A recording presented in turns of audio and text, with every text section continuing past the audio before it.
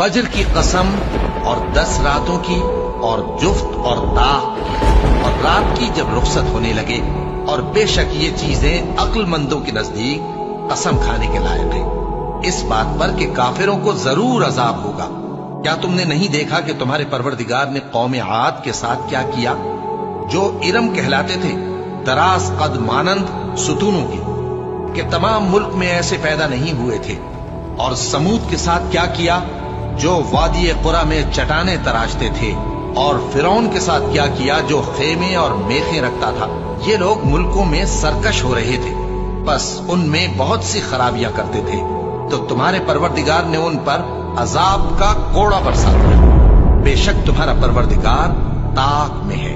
मगर इंसान अजीब मखलूक है कि जब उसका परवरदिगार उसको आजमाता है, कि उसे इज्जत देता और नेमत बख्शता है, तो कहता है कि मेरे परवरदिगार ने मुझे इज्जत बख्शी।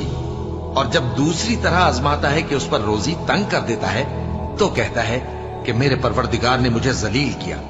यूं नहीं, बल्कि तुम लोग यतीम की खातिर नहीं करते, और न मिस्कीन को खाना खिलाने की तरगीब देते हो, और मीरास के माल को समेट कर खा जाते हो, और माल को बहुत ही अजीज रखते हो। यूं नहीं, जब जमीन कूट कूट कर बराबर कर दी जाएगी और तुम्हारा परवरदिगार जलवा फरमा होगा, और फरिश्ते कितार दर कितार आ जाएंगे, और दोज़ख उस दिन सामने लाई जाएगी, तो इंसान उस दिन सोचेगा, मगर अब सोचने से उसे फायदा कहां मिल सकेगा। कहेगा, काश मैंने अपनी इस जिंदगी के लिए कुछ आगे भेजा होता, तो उस दिन न कोई अल्लाह के अजाब की तरह का अजाब देगा, और न कोई उसके जकड़ने की तरह जकड़ेगा। ऐ इत्मीनान वाली जान, अपने परवरदिगार की तरफ लौट चल। तू उससे राजी, वो तुझसे राजी। सो तू मेरे खास बंदों में शामिल हो जा और मेरी बहिश्त में दाखिल हो जा।